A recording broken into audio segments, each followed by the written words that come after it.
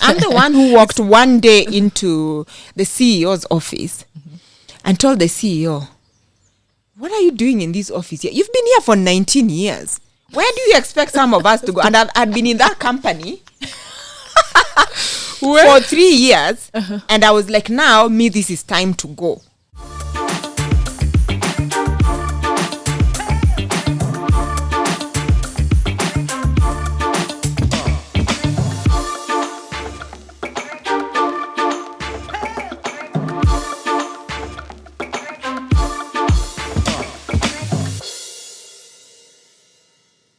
What's up, guys, and welcome to the show. My name is Cheptek Boyo, and today we have Dr. Catherine Masitsa. She is a reality star and the MD of Samantha Bridals. Welcome to the show, Doctari. Thank you. Amani Daktari. I love the way you've introduced me, a reality star. Yes, I am. A very likable reality star, to say so. Yes. Karibu sana. Thank you. Your home is really beautiful. And guys, make sure to buy Samantha's wine on any retail store right now. Which stores, by the way? Chandarana, all the Chandarana stores, Quick Marts. Next week, Carrefour, Mega Wines. They call them the whiskey shops, which are in most of the leading malls. Sarit Center, Galleria, Waterfront, Mombasa Road. They're also there, even in Mombasa, Nyali. Then J Wines in all the branches. Ox and Cox, if you're buying. Yes, Ox and Cox. Delivery to home. Yes, home delivery. They've got an amazing online facility, and then they also have stores around Kilimani and any other wine stores. We've done very well in Kisii, Kakamega, Eldoret. Gosh, I can't name everyone. Anywhere you want Samantha's wine, you can get it. Yes. Okay. So, guys, ask any store attendant if you can find it on the shelves. They will get you Samantha's wine, and it comes in. So we've got the white, just semi-sweet white, Samantha white. We're working on a dry one. It's got a grape. The grape is Macabeo, the one that is used to make the cover wines. Then we've got the red one. Yeah. It's got Tempranillo, the grape. And it's, again, semi-sweet. And we've got the rosé.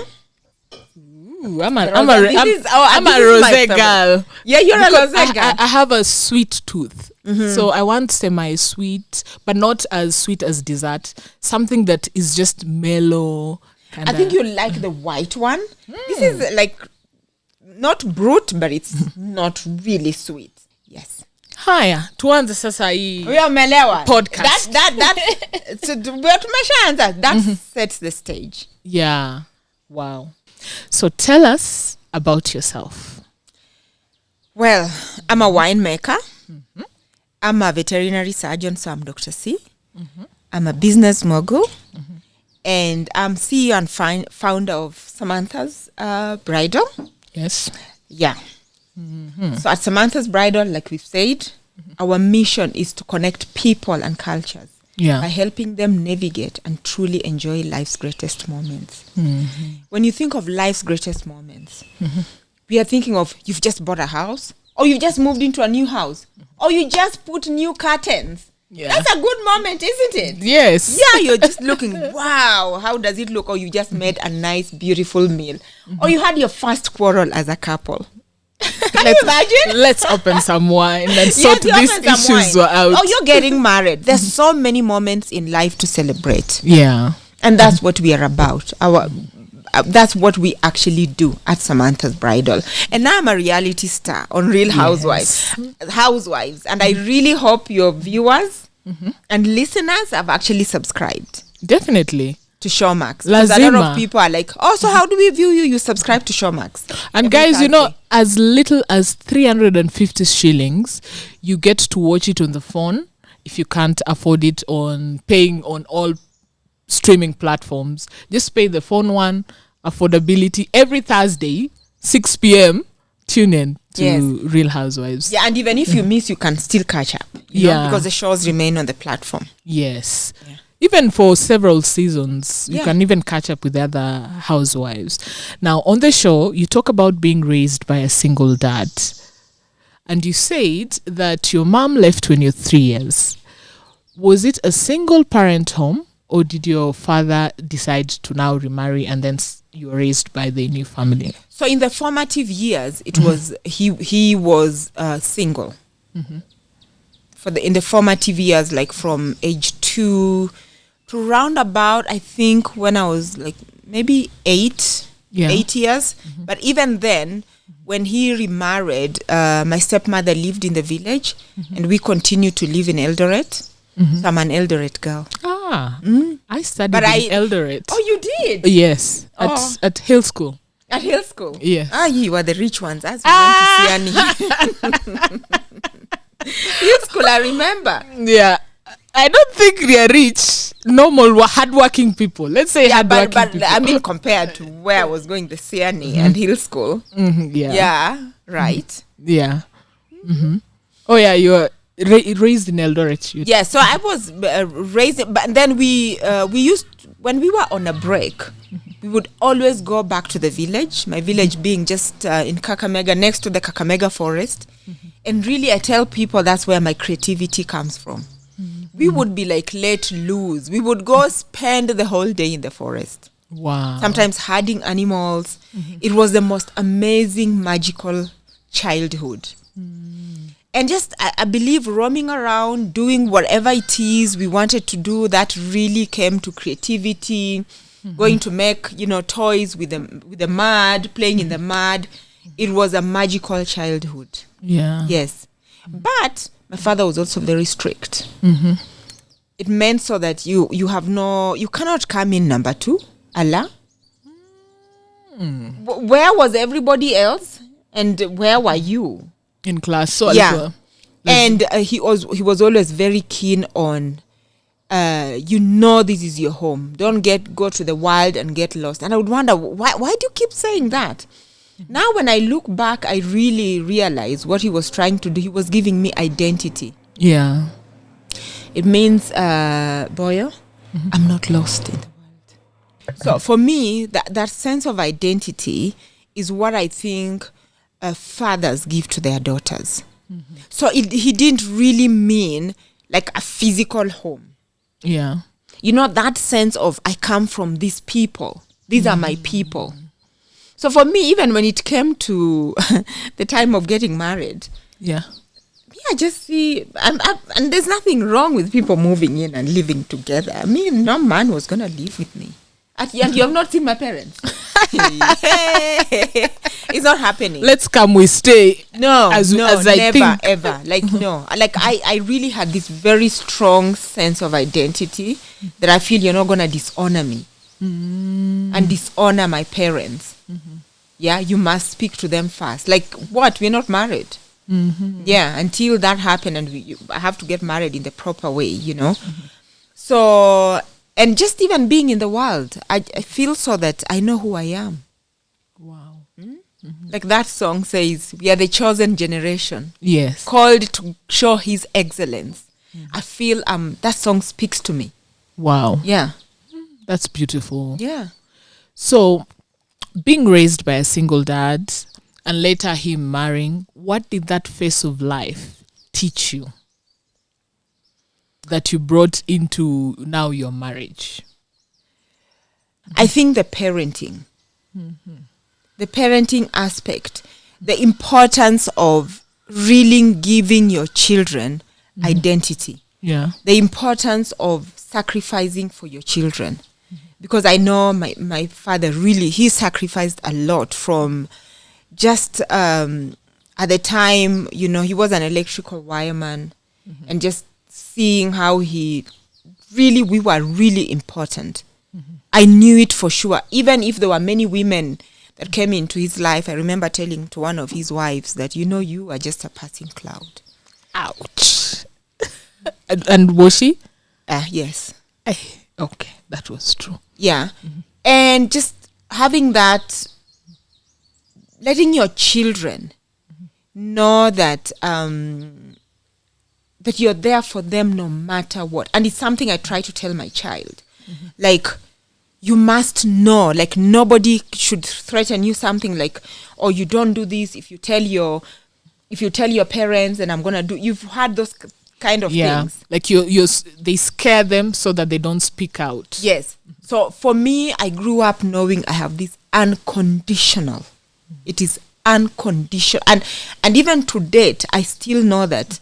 My father is now old; he's in his 80s, but I know the unconditional love. Yeah. That it is so unconditional. Whether I have, I don't have, whatever it is, I can always tell him, and I can always go back and tell him, now this is what has happened, and that is what he taught me. Wow. Yeah. It's really nice when you have a secure family and you know I can always go back home. Yes. I think most girls nowadays we get lost because of fear. I don't have a place to go. I was told I was married. I can't go back home. I can't do this. I can't report this. But you know something else that I actually learned. I learned that when you're bringing up girls, and it's, when I this is something when I tell girls, 30-year-olds really like me, because I tell them what their mothers are actually not telling them. But this is what I grew up my father telling me. Don't bring me a poor man here. I like you. And I'm in my 30s. I already like you. Like, first of all, you must look at his asset base. Does he run a business? Can he look after you? Yeah. So this is how I knew. I was never talking to poor men. Wow. I'm sorry. It doesn't work like that. Hey, Poleni, guys. You can work together. This is what I tell the girls. And there's nothing like we're just going to live in a desert. Me and you, just love is enough to sustain us. No, in addition, can you look after my daughter? And he told me what to look at. Yeah. Which one?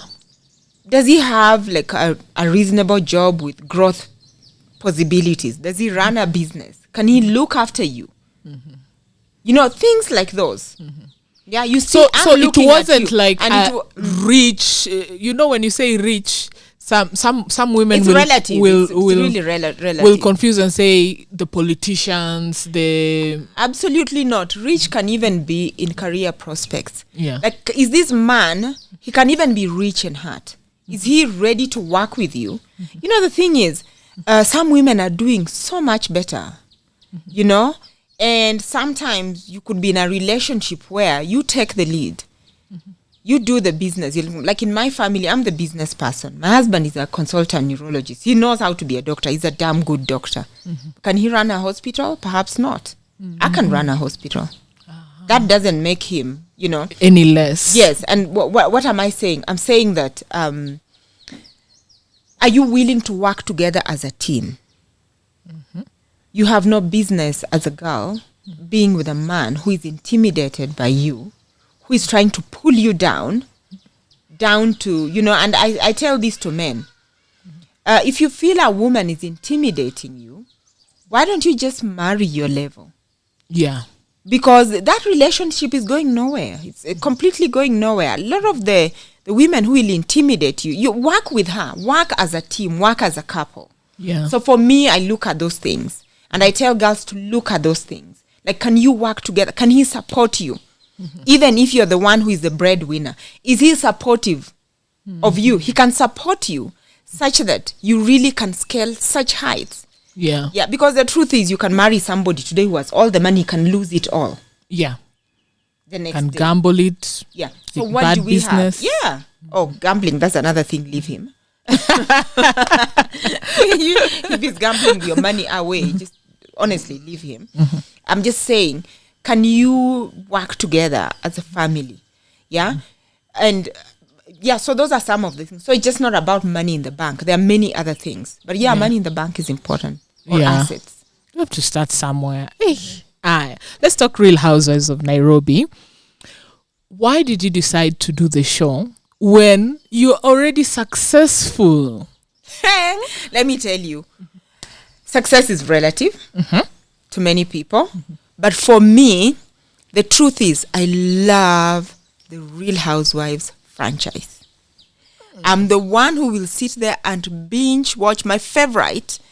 is actually Beverly Hills. Now we have the African franchises. We have Durban, Cape Town, Joburg, Abuja, Nigeria. So I sit and I binge watch them. And I just like to see how the women are living their lives. And I follow the progress of a lot of these women. I see it was a good platform for them to grow their businesses. Yeah. And so for me, my favorite being Lisa Vanderpump. I love her homes. Glamour. I love her homes. Yeah? Yeah. You know, I like the fashion. Just the way they are living there. You know, I'm in entertainment business. Yes. It has been, you remember the days of going out, the catwalks. So that's my life. Yes. And so when I heard that this franchise is here, I remember, you know, I saw that article late in the night. And I thought, I wonder why they have not spoken to me. So I just sent the energy in the universe. Wow. And let me tell you, one time I'm seated there. I remember where I was seated. Where? I was in the bank in front of my bank manager, negotiating. My goods are arriving. The dollar is doing badly. Elections are coming. And so, can you, I was negotiating some facility. Yeah. And, well, not only did I get the good news that, yeah, we've approved, and then the phone call comes through. Have you ever heard of Real Housewives? Yes, of course I have heard of it. And of course, you know me, I never read that contract. There are a few things, you know, I go with my instincts. And I do believe that the producers and the franchise holders with Showmax and DSTV, they are coming from a good place. They are not here to paint us in bad light. Yeah. The real truth, I usually go through contracts. I never read it. I signed it. So I told them, I'm looking at it. Where? Hey, I signed it. I just signed it. I went with my instincts, and so far, it is very clear. Let me tell you, joining on the show as the 6th housewife, the PR that I've received, the being on the show itself, I can tell you our wines are flying off the shelf. The truth is we are in a new world. It's a new world order. Yes. I don't need to go and buy generic ads on any platform. No, you don't. People want to buy someone. Yes. My brand is very well known. So I just need people to buy into me as a person. I tell people, in another interview, somebody asked me, what do you want people to know about you that they don't already know? People don't know that I'm an introvert. You don't look like an introvert. I am an introvert. Let me tell you, when you go on social media and search me, you will only get Catherine, the business person. Search me. I actually found you only on LinkedIn. Yes. Like proper. There is no, and Facebook. Yeah, but not so much. But still not so much. Yes, and the only picture you see of me, I'm playing something with my daughter. That's it. You will not really find me as a person. And I feel so that people buy people. And now the brand is growing. And I thought, wow, can I find a way that can conquer my introvertism so that you can see Catherine for who they are? And that's me. That's me, because on the show, you get to see my family, my husband, my daughter, how we live, how we roll. And truly, really get to see us. She lives like that because we are here. Yes. Yeah.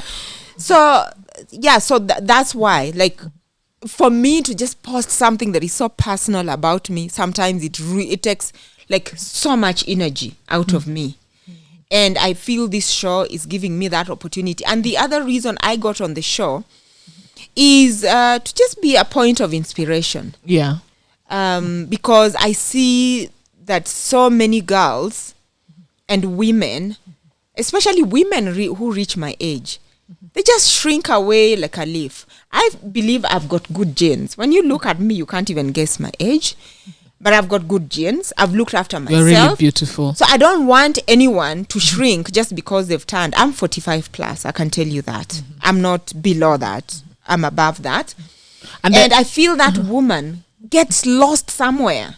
You know, there's this WhatsApp group I belong to with some classmates of mine. So I posted some very nice photos and told them, you know, I'm on this and this and this and this. Somebody posted those ads that used to run. Some men, obviously, who are very conceited, posted some photos of, you know, those old ads that used to run. Hey, I showed them exactly what it is about. That, you know, but exactly that's what women really are going through. You see, even in careers, you're being told, when you ask a lot of women in senior management, the moment they hit that age, they're being told, move over. And I think it's important that women of that age right now should actually show to the world, look, this is a new generation. Yes. Completely new generation. Look, for the first time in Kenya, you know me, I drank Nyayo milk. Me too. Oh, you did? Yes, I did. I was the last people to drink it. You were among the last people to drink it. So I may have been ahead of you. I drank it also. And we are different from our mothers. We are different in the sense that we've gone to school. Yeah. A lot of us are university educated. We are running business. So there's a whole new generation of 45 plus year old women whom I call formidable. And if you ask me about my lines on the show, these particular group of women, they are, for the first time in Kenya, the wealthiest, the healthiest. Yeah. They are running businesses, chairing boards, like doing so many things that you cannot wish us away. Yeah. Yeah, so me, I do not wish for anyone to wish me away. I'm just starting in a new venture. I still have many other things to actually do. So part of the reason why I'm on that show is to encourage women, because I've seen some of my contemporaries just shrinking away. I meet them and I'm like, okay, no, I'm not going to. Yeah, but on the other hand, I've seen young women just running scared. Oh my goodness. You know, when they hear you're going to hit 40, oh my God, they're just scared. No, life is, you know, they say 50 is the new 30. Yeah. 45 is actually the new 20. So life starts at 40. Yes. So ask me for how long I've been 18. How long? For quite a while now. Isn't it true? Yeah. And look, so we represent a new market. Yeah. I mean, there's new businesses that are opening up now that just is catering for these markets. So I feel strongly that this woman should not be wished away, misrepresented, or anything like that. And that is part of inclusion, because there's such a thing as ageism. Yes. Yeah. Yeah. And yeah, I'm a housewife. Yeah. That too. Yes, and that you can be a business person, you can have a happy family, you can be a mother, you can be whatever it is you want to be, because that is really what my life has been. A beautiful one. What has surprised you the most about being in Real Housewives?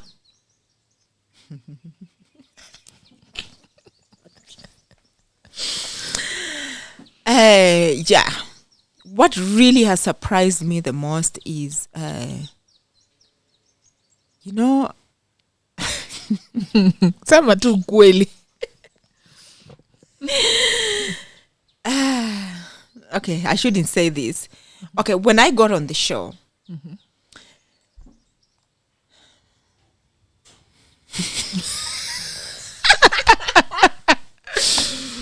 look, I believe I'm one of the fashionable women, really, in this town. Yes, you are. I believe so. Yes. And every time I try, I have complete thorough trust in my fashion sense. Okay. Ukaingia kwa show. And then I got onto that show. And then I found out there's fashion and there's fashion. It depends on what you want to show and where you are. Yeah. So, yeah. Truly, when your episode premiered, two things guys were talking about on Twitter. And guys, you can check it on the Twitter thread. It was about your fashion and your beautiful house and family. Those are the three things. What did they say about my fashion? They were saying it is beautiful. Okay. Yeah. So you are in fashion as much as other people addressed in the show? I suppose they'll just have to watch the show and make their own decision. Make your own decision, yeah. Yes. Yeah, so the other thing is that really this show, you must have a strong personality. You must have a strong personality. It's not for the weak. I knew that before I joined, but I even got more surprised how much more strong you need to be. And really know who you are. Because so it's not just joking the way guys assume. Oh my God. It is not just joking. Because look, the camera is on you. Yes. And after some point, you forget the camera is there. Yeah. You get used to it. So you get used to it. So you have to think. You have to, the way you're thinking, you're like, you need to be alert. Yeah. At all times. Alert at all times. And yeah. Usi end up umesema story ya kitchen table on such a huge platform by just blabbing. Eventually you just become yourself. And what really surprised me even more is that show is so true. Eventually. I mean, because I thought, when we come, we'll be told, so this is the person, the role we want you to play. Everybody just falls in their place.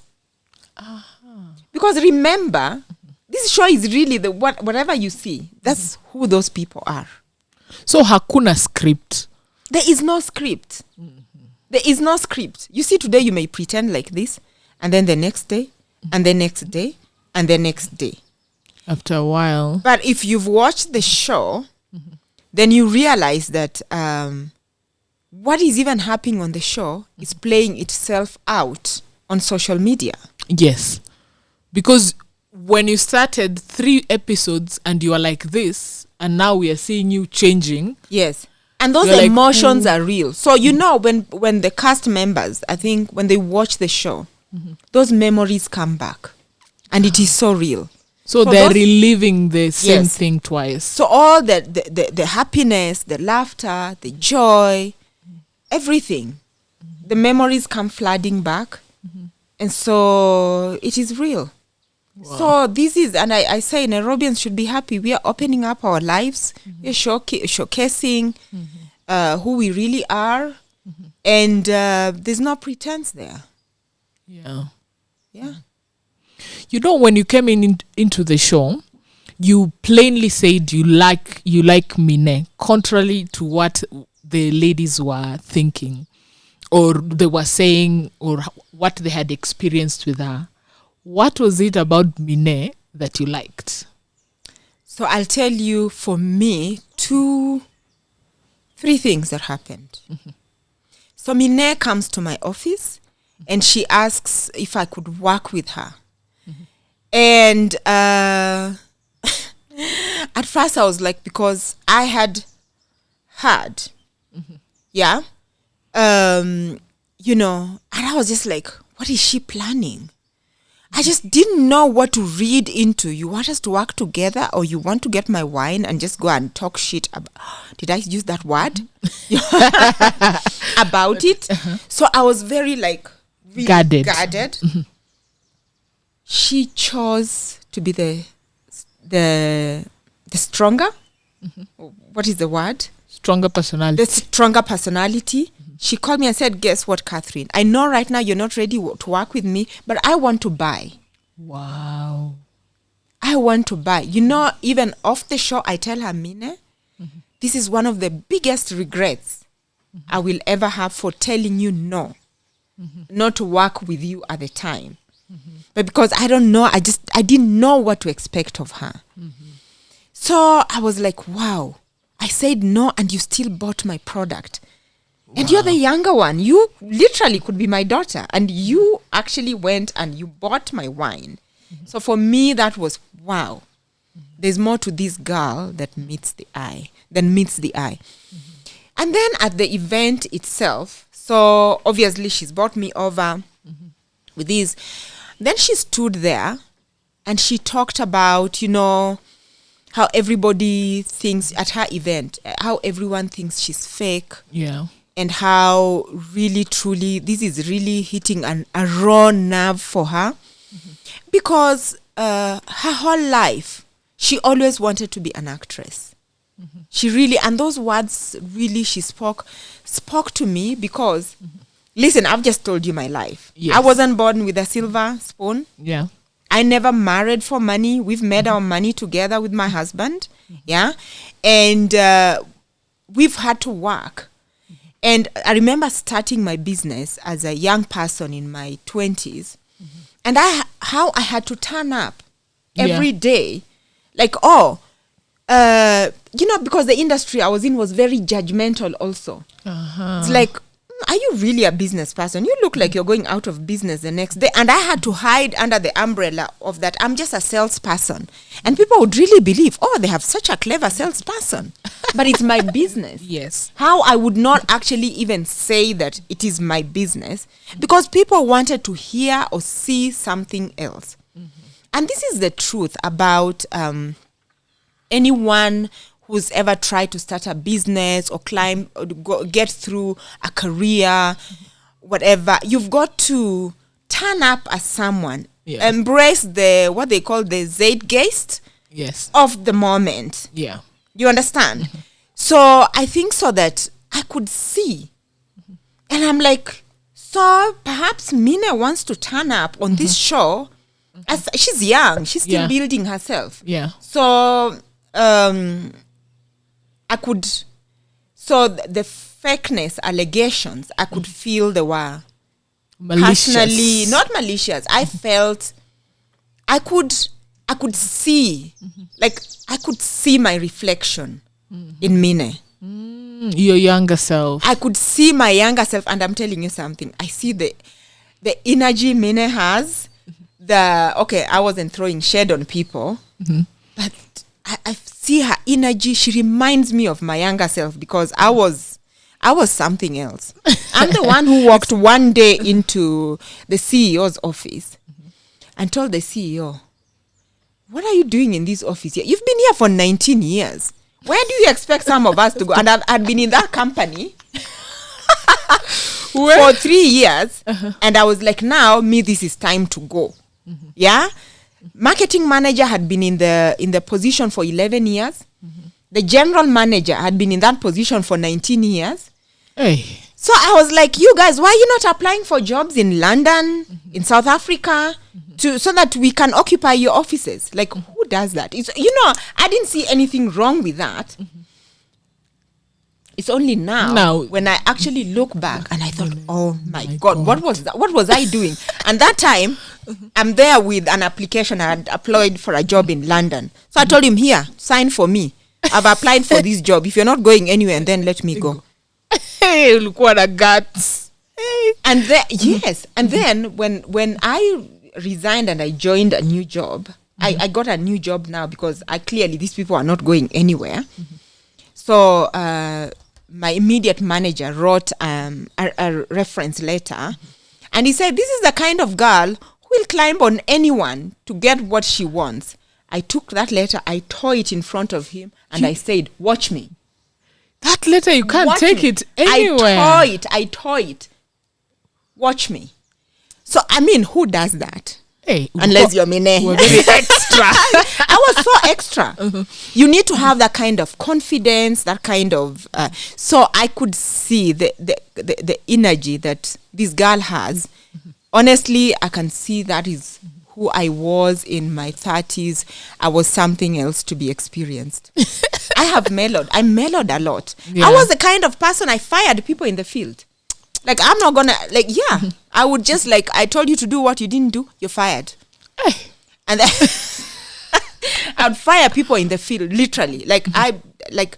Any mediocrity, I was not gonna reinforce it. Yeah, and that's why I have a reputation. A lot of people who know me, I'm fierce, and just people are like, how can you be friends with that woman? She's you don't deliver, you're out. I literally. Yeah. But life has a way of mellowing you. So as an older me, I could see, and that's why I like her. I like her. It's just sometimes, you need to harness the energy, harness it in the right direction. Yeah. So watching the show with us, do you still like her? Because I may change. Is it the same liking you had?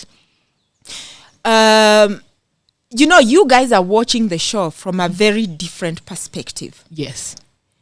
We, the cast members, really know what we saw. We know how we have experienced each other. And there are many times before perhaps maybe the show aired, and you said something about so and so, and it was in the heat of the moment and all that, and you have to make your phone calls and say, I may have said this thing about you, and it is not what it is. You make your confessions away from there, so that people understand this was a show. And there is what it is. And obviously for some of the, not to speak for them, some of the cast members, some of the pain cuts through past, something said about perhaps your business, your career, your life that really perhaps needed not to be aired. Yeah, but some of the pain is difficult to forget. And that's why you may have seen something spilling over. Yeah. But I'm just saying that we know, you see the show. You've been with these women, so you know that. At this point, I'm not speaking for the producers. Obviously, there's a lot that is cut out, removed, and all that. So we experience each other. We know what we know. Yeah. So it doesn't necessarily really change my opinion of any one of the ladies I was with on the show. The show doesn't change. But obviously, if anything bad was said, you're experiencing it, you're seeing how, because these things really are true, they are real. And your family is experiencing it, your friends are experiencing it. And if it's positive, it's positive. It's negative. And it has real life impact on people's lives, on people's businesses. For me, the real life impact is that my wine is selling off the shelf. That's a positive impact. It's a very positive impact. Yeah. But some have had a negative impact. But it's just being mature and adult and realizing what you signed up for. There are times when I have had to check, okay, what did this sentence say? So now when I'm going back to check. But so far, I don't have any regrets so far being on the show. For me, I'm just really thankful. I think it's an amazing show. It's a show that's going to open. I really would urge people to subscribe because there are some things you will see and you say, Nairobi or in this Kenya of ours. This is actually happening, or we can find this, or we can. I think it's putting Nairobi on the map. Kenya is on the map, selling this country as a tourist destination, as an investment destination. We're going to open new markets for new people. People are going to realize new business opportunities. I think those are positives. Yeah. But for every positive, you can't say the word positive without saying negative. Yeah. So we take it all in. Yeah. So when we know each other on the show. It doesn't change my opinion of any cast member. And since we were discussing Mine, honestly, she is a very determined young lady. I could see why other ladies were saying she is the way she is. But also I could see where she's coming from because I've been there. Yeah, I have been there. I just wasn't in a reality show. Sure. You know the days when you have to turn up and look like you're running this multi-million-dollar, I don't know what. Yeah. And that day you just really, in the earlier years when I started, the early 2000, I would call my sister, I need transport. I just needed transport to go to town, to put fuel in the car. and just go and ask for my debts to be paid. So one day you completely have nothing. The next day you have the... So it's been that roller coaster. So anybody who has run a business knows, can actually see, I could see that energy. I could see, and she has been very open. Yes. That she wasn't born with a silver spoon. Yeah. So she has had to work very hard, fend for her family and all that. So I really can see myself. Yeah. But not necessarily with the shade, but I could see why the other ladies could say she's fake, and I could see why she has to dress. In life, we have to turn up as somebody. You just have to show up and keep on pushing. Who do you want to show up today as? So if I've been invited to a high tea and I need to turn up like the queen, you become the queen of my kingdom. I'm going to turn up like the queen of my kingdom. Not necessarily the queen. Yes. If I need to be in one particular, I'm going to turn up as such. Yeah. Yeah. And that's what we need to there are roles in life we need to play. Yes. Yeah. Hi. You've just talked about standards on the show, and we see you guys showing your lifestyle. Is there anyone faking it? Ama iyo ni ukweli yote tuchukue tu? Gosh, what a question. Faking it. What is faking? Faking, like showing what is not truly them. I wouldn't say that. I'm telling you, this show, you can only pretend so much. I joined the show much later on. These ladies had been shooting the show since October. So how would you fake this throughout? How would you fake it? You understand? It's not, I know some people watching the show may find it difficult to believe that what people actually live like this. I'll tell you for sure, for as long as I've known, for example, Susan, she's a very fashionable lady. Very, very, you will see on the show, her fashion is on another level. Her fashion game is truly... I have always known her like that. I have always known her to be a lady of class. Go to Posh Palace. Just go there. Tell me if there's any other spa or salon that looks like hers. You saw how she launched. Yeah. I think I was there for the launch. The space is beautiful. Yeah. So why would anyone say that is faking? That is, people find it difficult to believe. Yes, and that's why she's on the show. Yeah. That's why she was casted on the show, because her life is real like that. Somebody like Sonal, everybody knows Sonal is a luxury influencer. Yes, she lives like that. Yeah.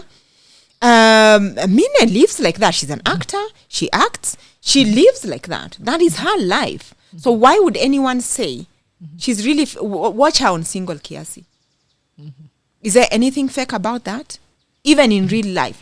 Go on her Instagram. So I think people... even with Vera coming late, whatever, on the show, that's her life.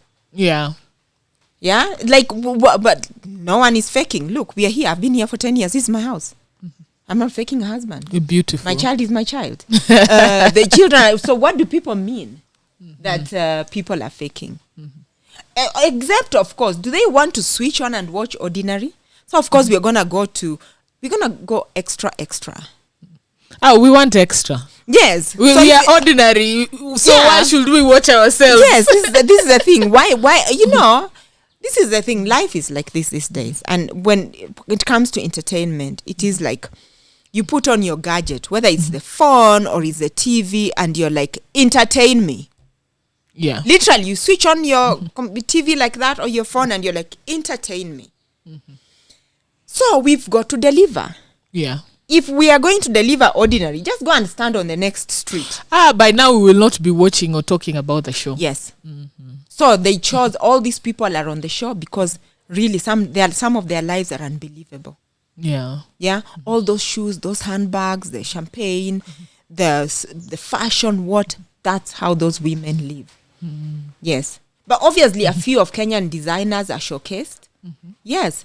Like, for example, I know for sure, not here to talk about other people, because I was with my wardrobe, but I know that Susan bought a lot of fashion from a lot of Kenyan designers. A lot of Kenyan designers. She's showcasing a lot of Kenyan designers.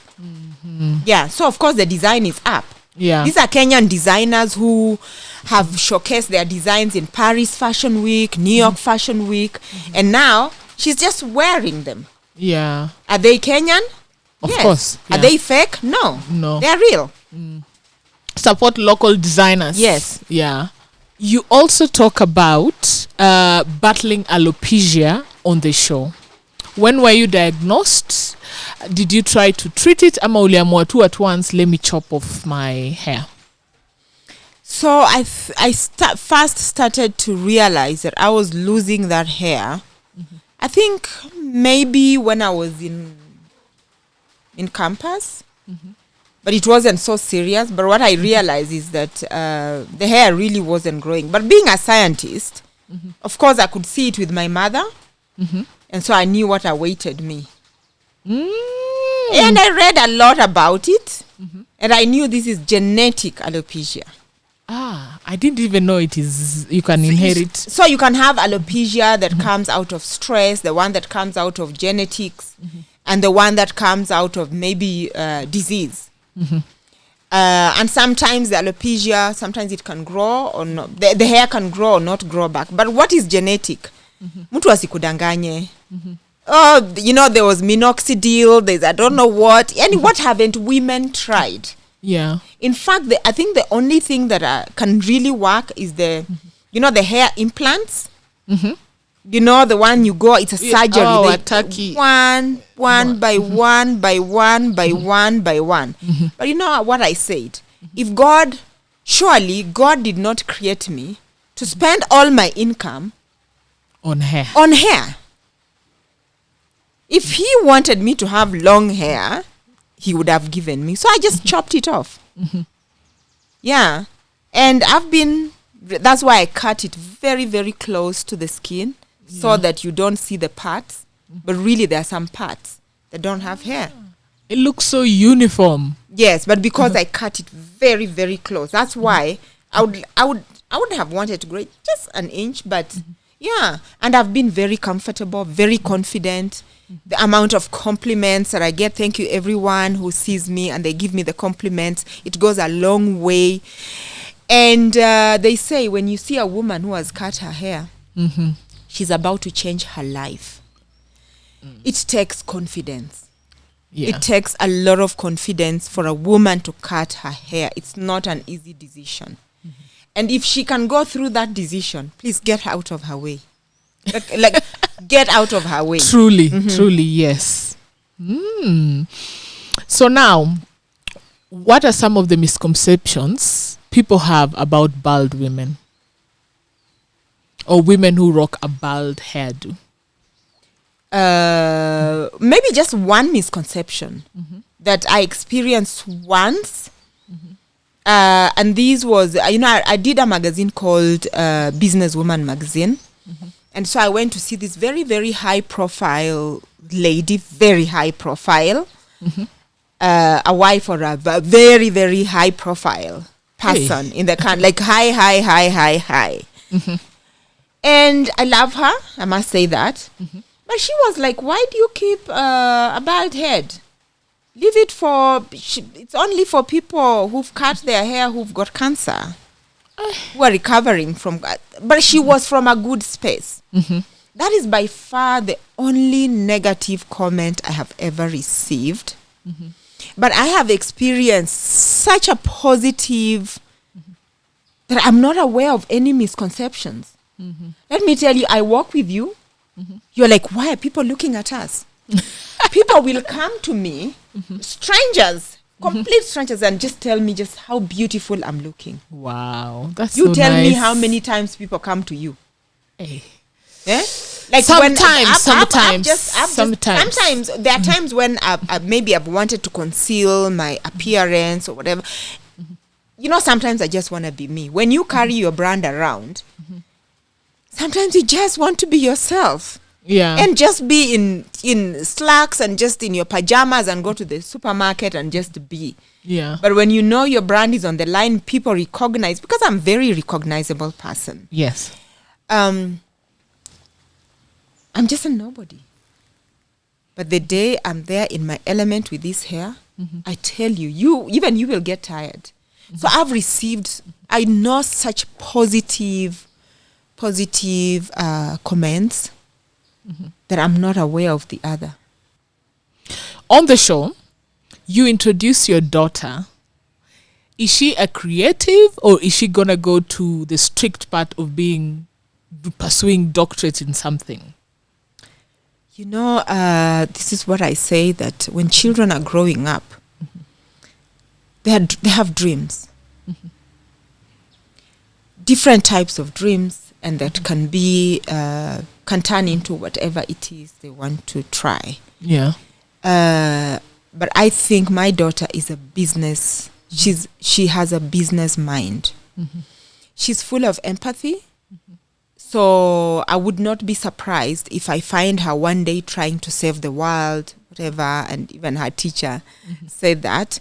She like her father, she may want to be a doctor. She thinks at me like, Mommy, how can you stop saving animals and do frivolous things like fashion? Because she thinks it's so frivolous. Yeah. Like, are you even a doctor?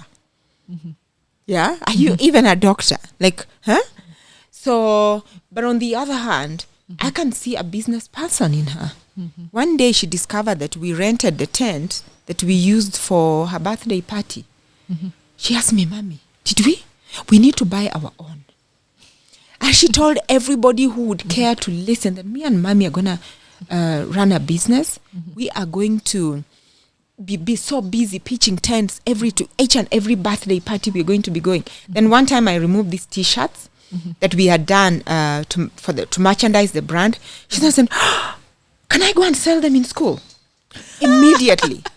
So even when I was doing the ad for the Samantha wine, and she was looking at it, and then she looked at it, I said, what do you think? She said, ad, and you can buy it here and here. So I had forgotten the call to action. Where people can find this wine. Remember, at that was last year, she was only 9. Remember, this is a 9-year-old. Oh, wow. I had forgotten the call to action. And she said, and add this one, and I added. So and you can see her a lot of the time. So, and I'm raising her as such. I'm raising her to understand that she's a business owner. So she's ready to go. I'm encouraging her. She can go into the world and be what she wants to be. She can be a doctor. She can be whatever she wants to be. Yeah. But at the end of the day, she has to remember she owns a business. So there's a big difference between a business owner and an owner manager. An owner manager owns and manages. She doesn't have to manage. She just needs to know how to look at to get talent and how to look at the critical numbers. Yeah. The critical numbers that matter. And I think so that's when it comes to parenting, especially a lot of Kenyan business owners want to force their children to come into the business. They don't have to come into the business, but they need to know how to look at a business that is healthy and not healthy. Yeah. What are the numbers? How do you spot a good talent? How do you treat talent? That's it. Those two things. And that's what I'm trying to train her to understand the business she's in. She owns, but she doesn't have to come and manage it. Yeah. Just get the right person to do that. Yes. But she needs to know how to look at the numbers. Yeah. So she's free to be what she wants to be. Wow. The freedom of it all. You also talk about being with your husband for 27 years. Yes, that's what true. Is the secret to relationships and marriage? The number one thing I would say is honesty between yourselves. Being truly, truly, truly honest with each other. I think that's really important. So we never Like my husband would never lie to me, and I would not. Mm-hmm. You understand? Yeah. I would never intentionally, like, I would never. Everything is on the table. Yeah. Everything is on that table. And that, I think, goes a long way. And then supporting each other. Supporting each other's, whatever it is that you're doing. Mm-hmm. Yeah? I think is really, really important. Because some people, they say they're in a relationship. Mm-hmm. And I don't even know how much money you're making. Imagine, we are together apart. Yes. It's really sad. For us, it doesn't, my money is our money. His money is our money. Mm-hmm. Like, that's how we, so we really, and we always come together. If we have any problem, that is what we pull together. Mm-hmm. When we are happy, we pull together. So that mm-hmm. has really kept us together. Mm-hmm. Yeah. And mm-hmm. of course, one of the, and it's something I had to consciously think about when I knew it's time for me to settle down. And I always say I was always getting married. At any one time, I was always going to be the girl who will get married. Mm-hmm. Always, always. I've never, yeah. So it meant so that I really needed to make a conscious decision, like, okay, this is the one I'll settle with. And for me, I asked myself, if I was stuck on an island, who would I like to be stuck with on an island? Mm-hmm. If money was not, first of all, I was not going to date anyone who can't, you know, you're to qualify. Mm-hmm. So, out of this, who would I like to be stuck with on an island? Mm-hmm. And I've never regretted. Marriage works. It does work. Yeah. It has its challenges. Mm-hmm. So let no one get you need to work on it, and you need to be intentional. Mm-hmm. Yes. Wow. Beautiful. Being the managing director of Samantha's Bridal for 19 years, let's just say over 19 years, what advice will you give couples in terms of spending for their wedding? Because I think you are the guru to talk about this. I just say that cut your cloth according to your fabric. Mm-hmm. Really, truly, and honestly, there's many girls, many young men who are starting off their life in a very sorry state. Mm-hmm. Because it's one day. Yeah. And yes, those expensive weddings really exist, and we do them. And most of the time, sometimes it's even the parents who are paying for their children. Mm-hmm. Stick in your lane. There are very many ways you can have an affordable wedding. Mm-hmm.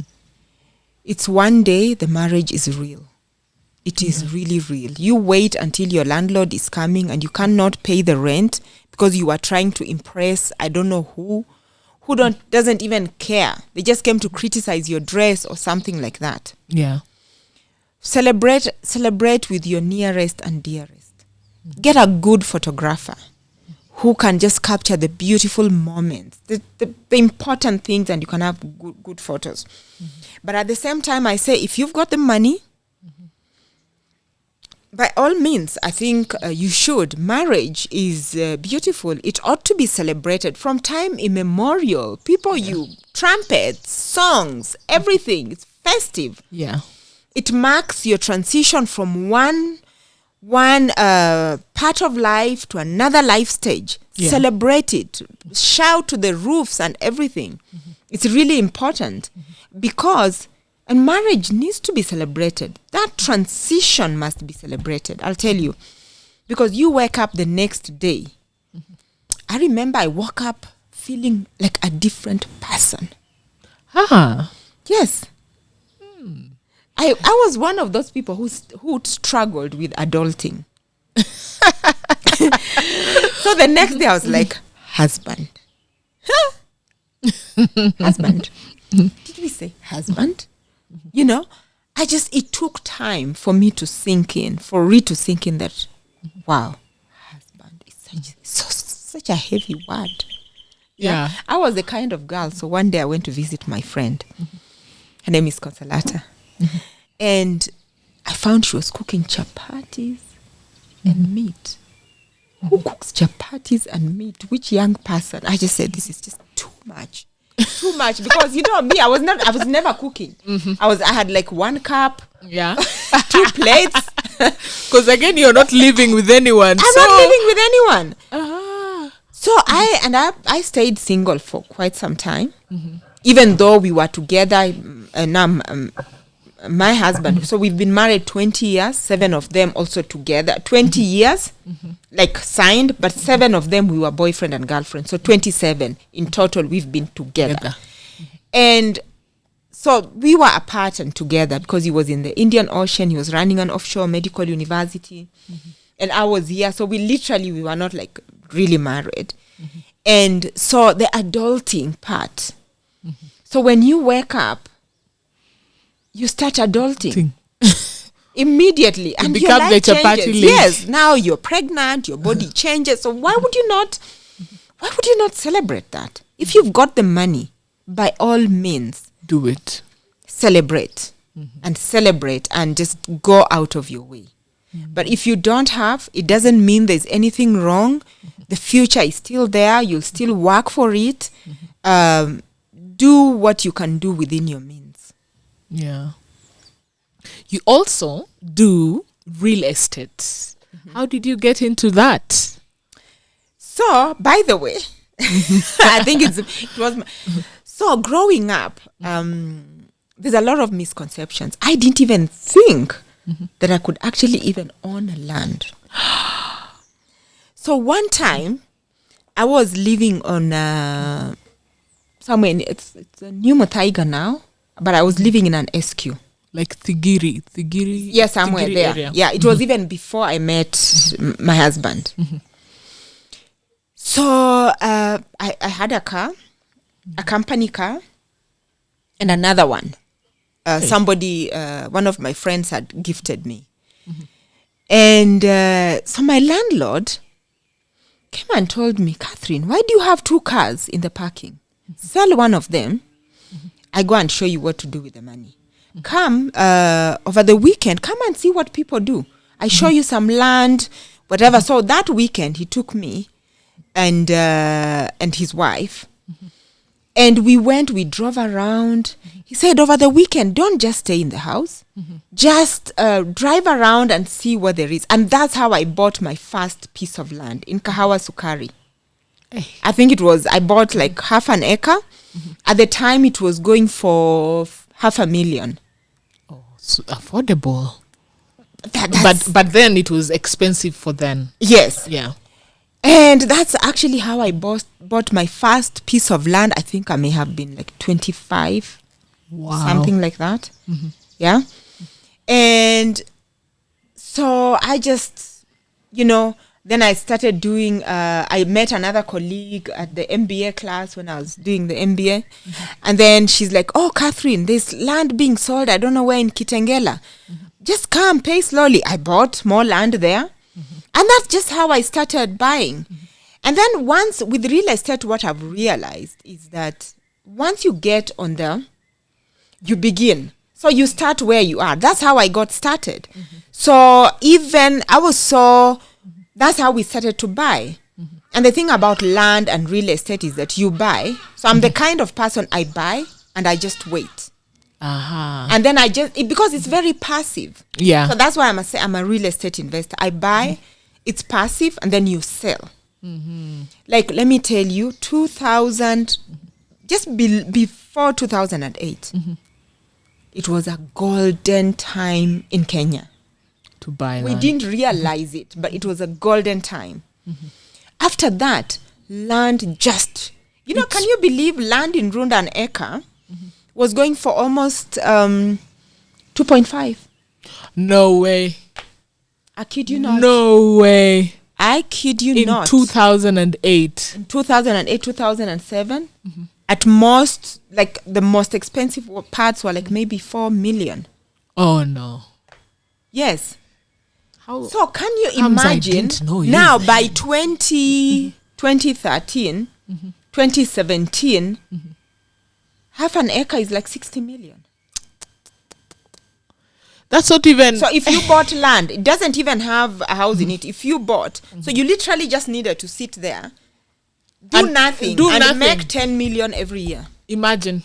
Just do nothing. Do nothing. Fieka too. Yes. You don't even have to. Okay, once in a while you go there just in case someone is trying to whatever. In Kenya, land grabbing, whatever. Yeah. So So I think so that, but all over the world, when you study the lives of billionaires in the world, the biggest investment they've made is in real estate. They've made money from real estate. I also am on the stock exchange. If during Corona time, if you put money on the stock exchange, you got good returns. Right now, I know there's not much activity because of the recession that's happening all over the world, but it's a time to buy. But now, I was trying the trading thing because I do crypto things. So I was trying to trading myself. But I realized for shares and all that, I have to have securities or investment firm. A broker has to do it for me. I cannot trade it myself. So tell guys how they can get into buying shares, because most of them don't know how. So you need to open a CDS account, and so what they've done is that there are some qualified brokers, like even most banks do. Yeah, there are other brokers that are independent. I can name out some. Yeah, yes. Like there's one that I worked with. It's called Sterling. It's very good. Then there is I bank with NCBA. They also have got a brokerage. They have a brokerage part of their business. I also bought through them. And you can also, once you open your CDS account, you can even these days buy on the phone. Yeah, you just put in money. You put in money and put in money, and just start where you are. Yeah, buy low. You don't have to wait when they're high. Oh, now things are happening. Now dividends are being paid. No, you start investing. So if you've got like huge sums of money, yeah. So for example, maybe you've sold a property. And you're in between waiting, like a lot of people, to accumulate that amount of money is what sometimes is usually a problem. Yeah. And the stock market is a really good place to do that. So you buy. So if you invest, for example, you've got $1 million, you invest today, $1 million worth of shares. So you buy like 1 million shares. Yeah. Do you realize, even if it just goes up with 1 shilling, with 1 shilling, how much have you made? That's a lot of money. Yes. That's extremely a lot of money. There are people who just they don't even have to work. So if you've got, for example, you buy, say, 1 million shares, KCB, you buy like equity. I saw they were giving 2 shillings. You buy, I like the banking. I like to be safe. So I invest only in the banking. Yeah. Yeah. You would invest in that. So if they declare dividends, yeah, another one declares too. So if you've got 1 million shares here, another one here, easily you make your 10 million and you sit and wait for the next dividends. Yeah. So you have to decide, do you want to trade? You can trade and get the dividends, or you can trade and wait for them to gain and you sell. You see? Yeah. So it's an amazing place. It's an amazing place for what is it called? Passive income.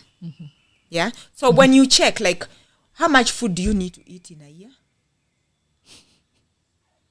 I mean, you can live on that. Yes. Literally. So there are people in this world, you wonder, what do they do? Yeah, but perhaps they just invested. Yeah. So if you had, say, 2 million shares at equity this year, you just made your How much per share?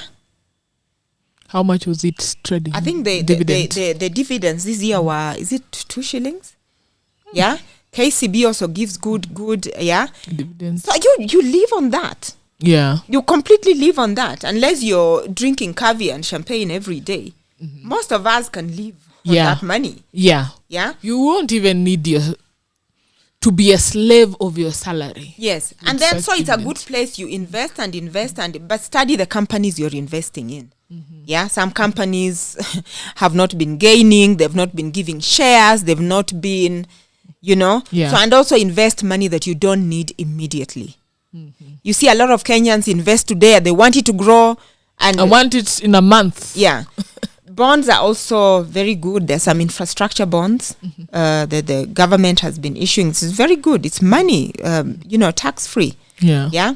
Even though there's taxes that are taken even from whatever it is that you earn, it's really good money, and so you can just live your life completely. So these are passive forms of income. And then you continue doing whatever it is that you do, not really stressing, going about life. Yeah. When you talk about 1 million shares and all that, people will think, now mi sina hiyo pesa. Anzia tu penye ulikuwa. So what's the minimum? The minimum, I think, to invest is about 100,000. Okay, at least 100,000 on the stock exchange. Changa, and then you open. But what am I saying? I've just said where I started. Yeah. So I started uko kawa sukari uko, I don't know how many years ago. Those are very many years ago. But you see, every generation says that, it was easier for you. It must have been easier for you. Now I own properties all over, in all the high-end places. I do, but I did not. I build slowly. It's the sacrifice at 25 years. Yes, just start. Start where you are. Start. It's always a good time. Every time is a good time. These things are never going to go down. And you're sitting there waiting for the day land will go down. It is Imagine not every year it peaks. Every year, let me tell you. There's this guy I met the other day. He was telling me, I don't know, a couple of years ago in Embakasi, land an acre was going for 35 million. Not 35 million, 35,000. When I think back, I just want to unachoka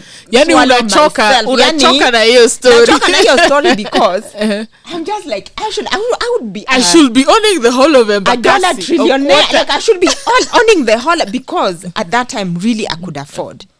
So, but it's just because it's where are you applying your mind? Yeah. If you're going to go online and you're just busy checking out, I don't know which celebrity and socialite has done what, then of course your mind is just going to be there. Yeah. Going to be there, how you're gonna bleach yourself, how you're going to do I don't know what, and spend your money there. Try and follow things that are really important. Spend your time, apply your mind to where you want to be. Because they say, as a man thinketh, so he is. Yeah, so if you are interested in real estate, look at real estate properties. Don't stay at home. You don't stay in Nairobi alone. Travel, whether you're going to Nanyuki, in the village, just go and see. If you're interested on the stock exchange, just listen to go check every day how are the shares doing, how is whatever doing, listen to that business. Every day apply yourself to something that will move you forward. Yeah, me, I'm yet to see when properties will come down to that level of the market is complete. Because our financing system is very different. There are how many mortgages in this country? I saw 20,000 mortgages now. Where do you think the rest of the people are? So our market cannot collapse in the way the US market collapsed, because a lot of Kenyans are not even on mortgage. So the properties are not about to go down. They may go down, but not in the significant level that people think they will. So the right time to get on to the stock exchange and buy those shares is now. When it's especially down. Now, when there's recession all over the world. This is the time. Yeah. Yeah.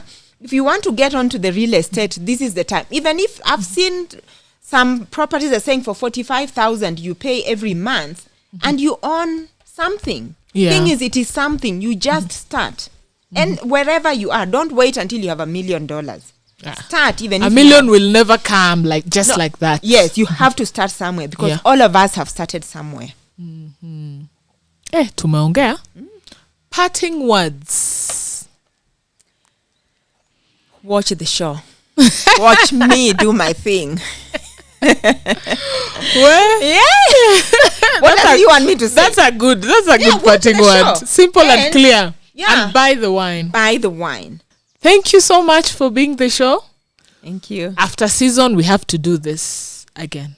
Okay. Yes, we have to. Yes, there's a lot of other things. Yes. After reunion. Fanyeni reunion, then nikutafute tena. Yes. Thank you guys for watching the show. Please subscribe. I will see you guys on the next one.